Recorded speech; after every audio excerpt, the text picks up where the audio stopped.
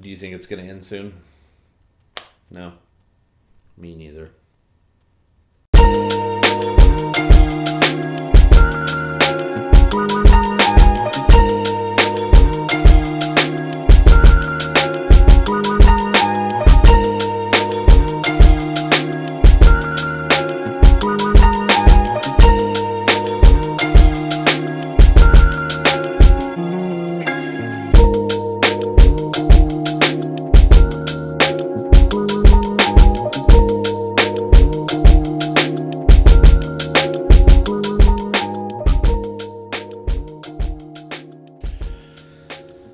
Tegan's last day of face-to-face instruction at school was March 13th. Today is April 15th.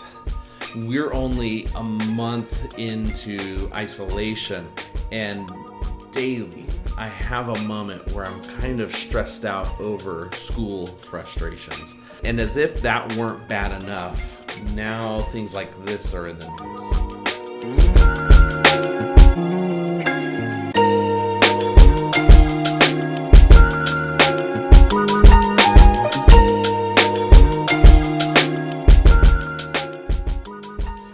Schools are looking ahead towards the fall, and they're trying to figure out how to keep teachers, students, families safe from the virus. And they absolutely should do that.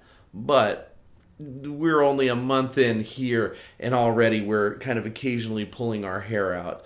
The new school year starts in September, and I'll be honest with you, I might not have any hair left at that point. These sheltering orders make a lot of things hard. Just the basics, we are forced to adjust so much of our day-to-day activity just to account for the fact that we're only able to leave our homes for essential activities. If we're lucky enough to still be working, that means many of us are working from home now. And if you're working from home and you've got kids, well, you know what I'm talking about. What makes this harder, though, is the fact that we are isolated from so many of the social settings that we unknowingly relied on to help cope with day-to-day life. Ashley doesn't have the office to go to every day to work and kind of change things up. I don't have the coffee shops where I can go sit down and meet people, or I can work on the things that I need to work on. The kids don't have school to go to right now. The reality is that being isolated and stuck in one place, it's hard.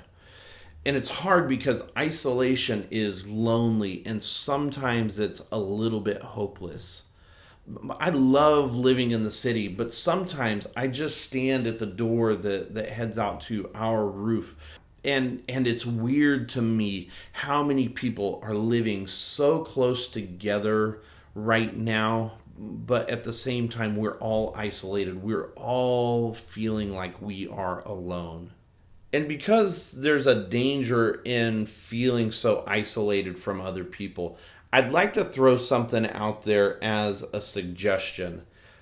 And this isn't like my 100% guaranteed solution for feeling better. It's just something that I reflect back on when the homeschooling is getting to me and I'm starting to get a little bit overwhelmed. And it feels like life is never going to get any easier. So you take it or leave it however you want to. What if we shifted the way that we think about these sheltering orders from a time of isolation to a time of solitude? In some ways, that's just a shift in the way we are thinking.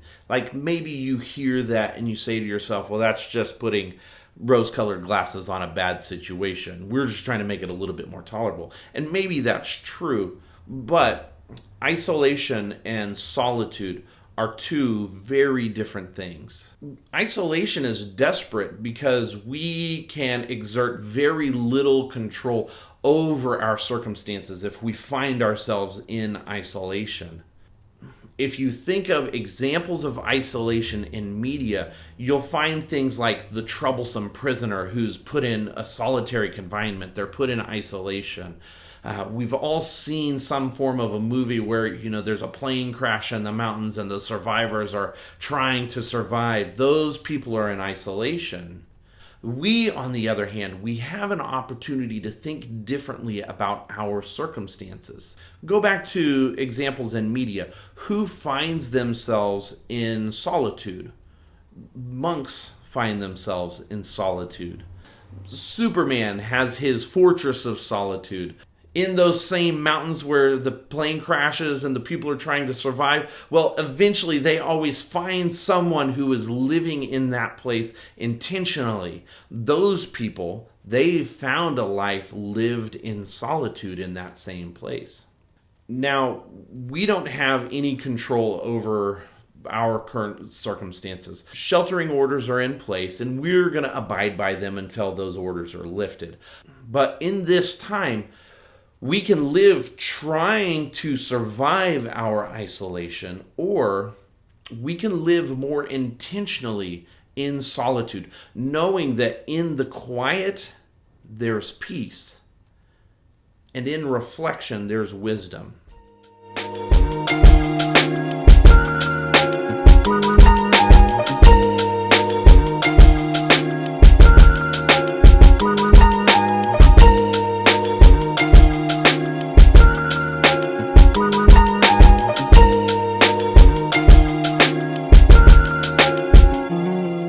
Listen, friends, that's it for today. I'd love to find you guys down in the comments section below. Let me know if you're feeling like you're barely hanging on or surviving right now. Let me know also if you're thriving right now. I'm sure there's a ton of people who would love to know what you're doing to thrive in a time like this. And because I probably have to do this, don't forget to like the video. Don't forget to subscribe to the channel. All you have to do is click on the subscribe button, that little bell icon. Those kinds of things will help keep you up to date with what I'm doing on this channel. But more important than that, don't forget that even if you feel like you're barely hanging on, I love you. I want you to stay safe. I want you to stay healthy. And I'll be here tomorrow to talk to you some more.